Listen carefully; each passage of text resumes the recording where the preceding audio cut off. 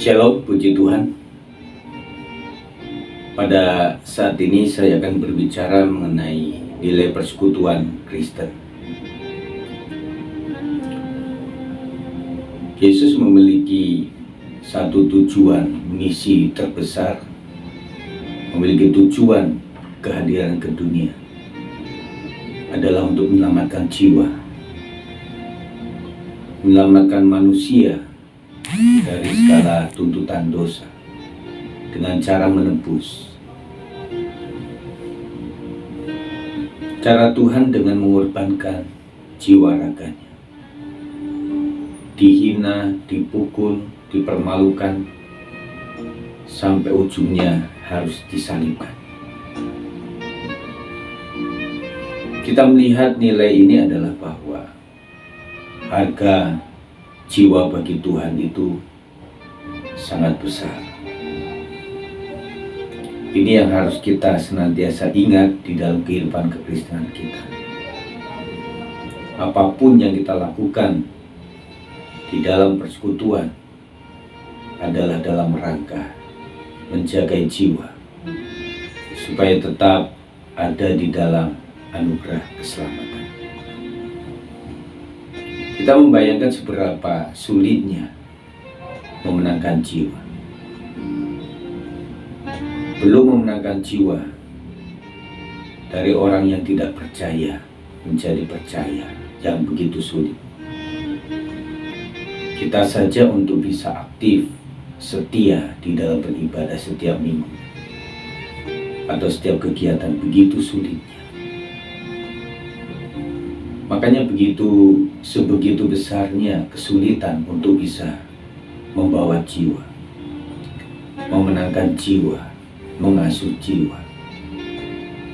Maka sebegitu besarnya kita harus menjagai jiwa-jiwa seperti misi Kristus.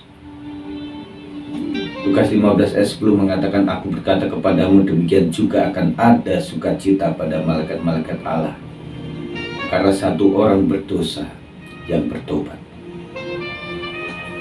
Ada sukacita pada malaikat-malaikat Allah. Tidak cuma satu malaikat, tetapi banyak malaikat karena satu orang bertobat. Harga satu orang bertobat membuat malaikat-malaikat bersukacita. Demikian pula kalau satu orang saja tersesat dan berujung pada kebinasaan kekal, betapa banyaknya malaikat surga yang berduka, dan juga Tuhan Yesus. 2 Petrus 3:9 mengatakan, "Tuhan tidak lalai menepati janjinya, sekalipun ada orang yang menganggapnya sebagai kelalaian. Tetapi ia sabar terhadap kamu karena ia menghendaki supaya jangan ada yang binasa, melainkan supaya semua orang berbalik dan bertobat." Keinginan Tuhan adalah jangan ada yang binasa. Apakah keinginan ini sama kita tempatkan dalam diri kita? Supaya setiap orang yang ada di sekitar kita tetap ada dalam keselamatan di dalam Tuhan Yesus Kristus. Apakah di sekitaran kita berharap orang berbalik dan bertobat dari segala kesalahannya, dan akhirnya keselamatan itu tetap ada dalam dirinya? Kita saling menjagai satu dengan yang lain supaya keselamatan itu tetap ada, sehingga dalam menjaga itu orang pasti salah. Makanya supaya semua orang itu berbalik dan bertobat. Karena apa? Pada dasarnya semua orang itu memiliki kesalahan dan dosa yang harus setiap hari bertobat. 1 Yohanes 1 ayat 7 mengatakan, "Tetapi jika kita hidup di dalam terang sama seperti Dia ada di dalam terang, maka kita beroleh persekutuan seorang dengan yang lain. Dan darah Yesus anaknya itu menyucikan kita daripada segala dosa." Di dalam terang Yesus Kristus, Tuhan tidak cuma mengharapkan pribadi kita bertumbuh secara mandiri, tetapi kita belajar bertumbuh yang berasal dari sebuah persekutuan seorang dengan yang lain. Persekutuan inilah yang membuat kita digodok, kita sekolah, kita kuliah rohani, kita ditempa seperti firman yang mengatakan besi menajamkan besi, manusia menajamkan sesamanya. Dan inilah panggilan kita untuk bersekutu, bukan untuk saling menonjolkan kekudusan kita, tetapi kita harus saling satu dengan yang lain. Lukas 15 ayat 11 ayat 32 menggambarkan sebuah perumpamaan. Ini adalah bagian ayat yang terakhir yang kita akan baca pada saat ini. Lukas 15 ayat 11 sampai 32 mengatakan, Yesus berkata lagi, ada seorang mempunyai 2 anak laki-laki. Kata yang bungsu kepada ayahnya, Bapa, berikanlah kepadaku bagian harta milik kita yang menjadi hakku. Lalu ayahnya membagi-bagikan harta kekayaan itu di antara mereka. Beberapa hari kemudian anak bungsu itu menjual seluruh bagiannya itu lalu pergi ke negeri yang jauh. Di sana ia memboroskan harta miliknya itu dengan hidup berfoya-foya. Setelah dihabiskannya semuanya, timbullah bencana kelaparan di dalam negeri itu, dan ia pun mulai melarat.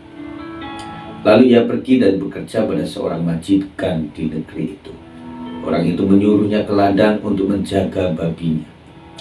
Lalu ia ingin mengisi perutnya dengan ampas yang menjadi makanan babi itu, tetapi tidak seorang pun yang memberikannya kepadanya. Lalu ia menyadari keadaannya, katanya, betapa banyaknya orang upahan Bapakku yang berlimpah-limpah makanannya, tetapi aku di sini mati kelaparan. Aku akan bangkit dan pergi kepada Bapakku dan berkata kepadanya, Bapa, aku telah berdosa terhadap sorga dan terhadap Bapa. Aku tidak layak lagi disebutkan anak Bapa. Jadikanlah aku sebagai salah seorang upahan Bapa. Maka bangkitlah ia dan pergi kepada bapaknya.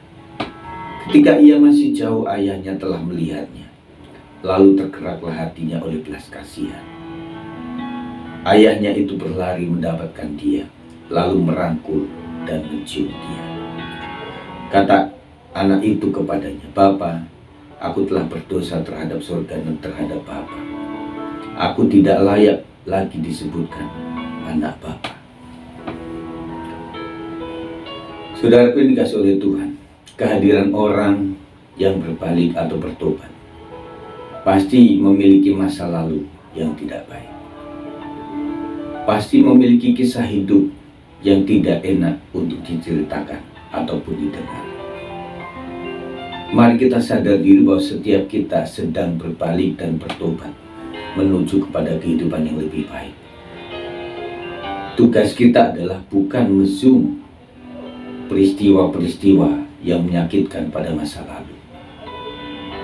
Semua orang yang berbalik kepada Bapa pasti adalah bekas anak-anak nakal, bekas anak-anak yang menyakiti hati bapaknya, bekas anak-anak yang memang sudah mencederai cinta bapaknya, bertindak tidak sopan, menyakiti dan bahkan membunuh daripada jiwa bapaknya atau ayahnya. Mari dalam persekutuan gereja Tuhan kita menyadari bahwa setiap kita sedang memiliki status yang sama, sedang berbalik untuk menjadi orang yang lebih baik dan lebih benar. Selama kita masih menganggap satu dengan yang lain selalu bersalah, maka disitulah penghakiman akan muncul. Dan yang terjadi dalam kisah ini adalah bahwa saudara-saudaranya tidak rela dengan perlakuan ayahnya. Dan kita mungkin juga seperti itu bersikapnya. Tetapi baiklah kita bersikap lebih bijaksana, bahwa aku dan kamu, kalau dihitung secara global, kita memiliki kesalahan dan kebenaran. Setiap kita memiliki kelemahan dan juga kelebihan. Tetapi dengan kita kembali kepada Bapa yang baik, mari anak-anak, belajarlah memiliki hati seperti ayah yang selalu menginginkan semua anak-anaknya ada dalam anugerah keselamatan. Mari selamat berkomuni di dalam keluarga Tuhan. Tuhan memberkati kita sekalian. Kita akan berdoa. Tuhan Yesus, tolong setiap kami untuk mengerti panggilan kami dalam persekutuan. Sesungguhnya di dalam persekutuan umat Tuhan, kami sama-sama orang berdosa yang sedang kembali kepada Bapa yang baik. Dan kami bukanlah saling menyalahkan satu dengan yang lain, tetapi kami harus memiliki kepedulian bahwa di mata Bapa yang baik, semua kami memiliki hak yang sama untuk diselamatkan. Kiranya berkat Tuhan untuk setiap kami semuanya. Demi nama Yesus. Haleluya. Amin. Shalom. Salam sehat. Tuhan memberkati kita sekalian.